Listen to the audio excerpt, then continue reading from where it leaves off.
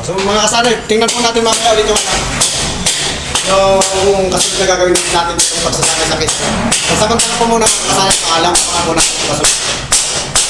Okay, balikan natin mga kasanay yung hininto natin pagkikisame kanina.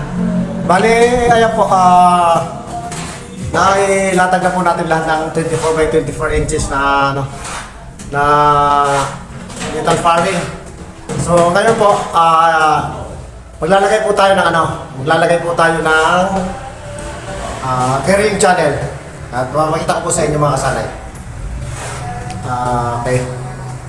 Una po mga kasanay, paglagay ng sukatin natin dulo-dulo yung maglalagyan ng carrying channel. Ikat po natin ng may pasobra para may pampakapit tayo sa pader. Ito mga kasanay, bali yung sukat niya from end to end is